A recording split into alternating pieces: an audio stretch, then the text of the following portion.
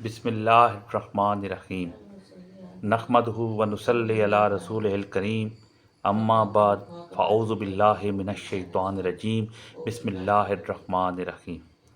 محترم ناظرین کرام، جو دوست احباب چینل پر نئے ہیں وہ چینل کو سبسکرائب کر دیں، لائک شیئر اور ایک پیارا سا کمنٹ کر دیں۔ محترم ناظرین کرام، آپ کا اور ہمارا تعلق چینل کے تھرو ہوتا ہے، اس لیے وظائف کو کرنے کی دو شرائط ہیں۔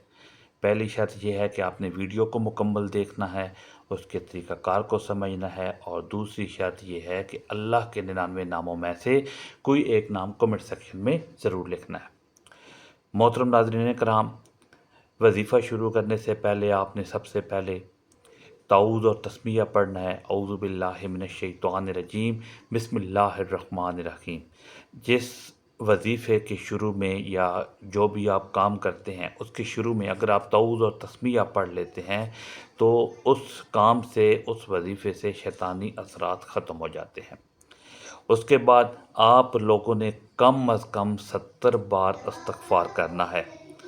استغفار کرنے کے بعد نبی کریم رؤوف الرحیم صلی اللہ تعالی علیہ وآلہ وسلم کی ذات اقدس پر درود پاک پڑھنا ہے۔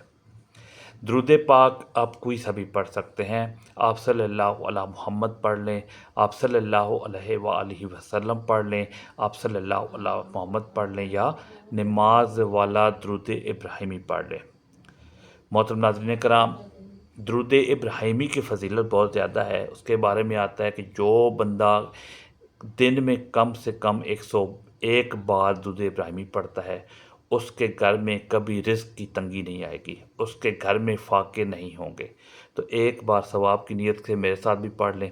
اللہم صلی علی محمد وعلی آل محمد کما صلیت علی ابراہیم وعلی آل ابراہیم انک حمید مجید۔ اللہم بارک علی محمد وعلی آل محمد کما بارکت علی ابراہیم وعلی آل ابراہیم انک حمید مجید۔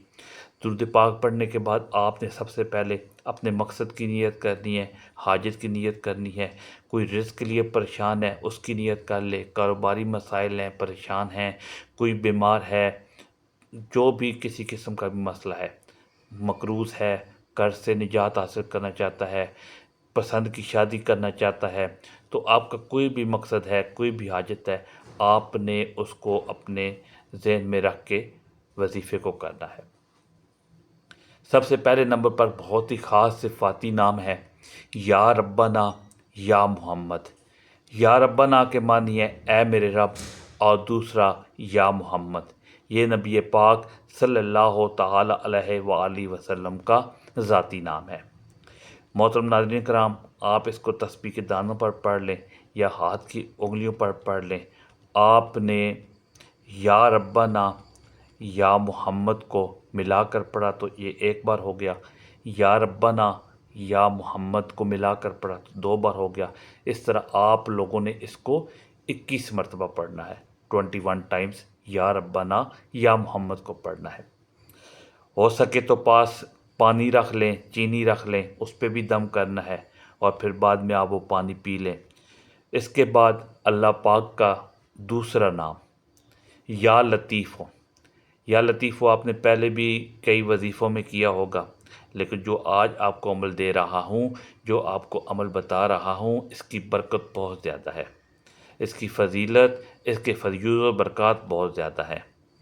اگر اس کی فضیلت کے متعلق بتاؤں تو ویڈیو بہت لمبی ہو جائے گی۔ یا لطیف ہو اللہ پاک کا بہت ہی بابرکت اور پاورفل نام ہے، اور اللہ تعالیٰ کے صفاتی ناموں میں سے ایک نام ہے۔ محترم ناظرین کرام، آپ نے یا لطیف ہو کو ہاتھ کی انگلیوں پر پڑھ لیں یا تسبیح کے دانوں پر پڑھ لیں۔ آپ نے یا لطیف ہو کو 33 بار پڑھنا ہے، 33 ٹائمز آپ لوگوں نے یا لطیف ہو پڑھنا ہے۔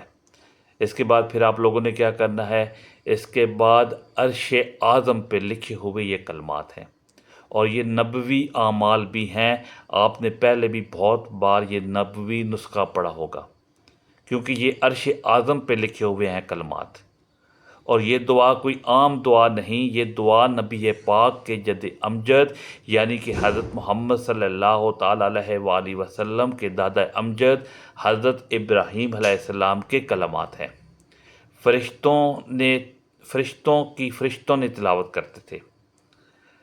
تو اس لیے جو عرش اعظم کے خزانوں میں سے ایک خزانہ ہے، وہ دعا کون سی ہے؟ سبحان اللہ و بحمدہ سبحان اللہ العظیم، سبحان اللہ و بحمدہ سبحان اللہ العظیم۔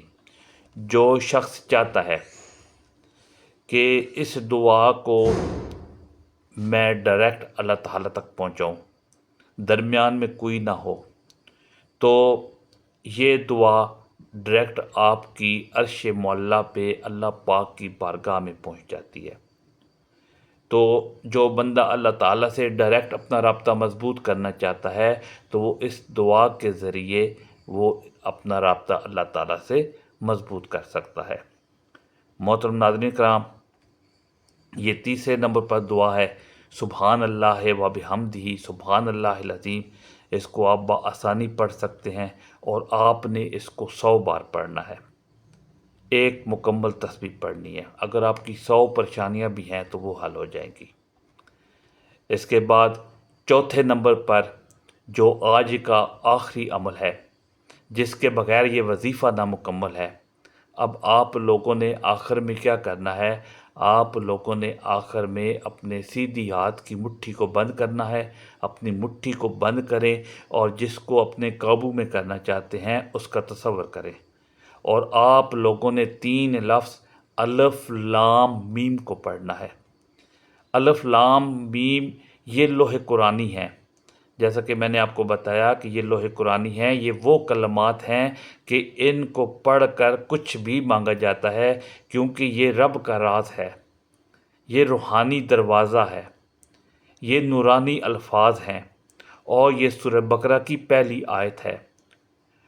آپ لوگ بس تصور کریں، اگر اپنی بیگم کا کرنا چاہتے ہیں تصور، یا پھر کسی سے آپ محبت کرتے ہیں، آپ چاہتے ہیں کہ میں اس کے گھر نکاح بھجواؤں اور وہ نکاح جو ہے وہ ایکسیپٹ ہو جائے، تو اس کا رشتہ آپ اس عمل کو پڑھ سکتے ہیں۔ جائز مقصد کے لیے آپ اس کو پڑھ سکتے ہیں، ناجائز مقصد کے لیے پڑھیں گے تو پریشانی خود ہی اٹھائیں گے، کیونکہ جس چیز نے رب تعالیٰ نے منع فرمایا ہے اس کام کو قرآنی الفاظ پڑھ کے مدد مانگی جائے تو ایمان بھی چلا جاتا ہے۔ تو آپ نے ان اعمال کو جائز مقصد کے لیے پڑھنا ہے۔ الف لام میم 1 بار ہو گیا، الف لام میم 2 بار ہو گیا، الف لام میم 3 بار ہو گیا۔ اس طرح آپ لوگوں نے الف لام میم 33 بار پڑھنا ہے، 33 ٹائمز۔ تو آپ نے یہ چوتھے نمبر پہ وظیفہ ہے اور اس کو آپ نے 33 مرتبہ پڑھنا ہے۔ یہاں تک یہ وظیفہ مکمل ہوتا ہے۔ دعا ہے رب کریم سے، میرا سنانا آپ کا سننا، رب کریم اپنی پاک بارگاہ الہی میں قبول و منظور فرمائے۔ اپنے رزق میں کشادگی وسعت کے لیے رب کے 99 ناموں میں سے کوئی ایک نام کمنٹ سیکشن میں لکھ دیں۔ ملتے ہیں ایک اور ویڈیو کے ساتھ۔ جزاک اللہ۔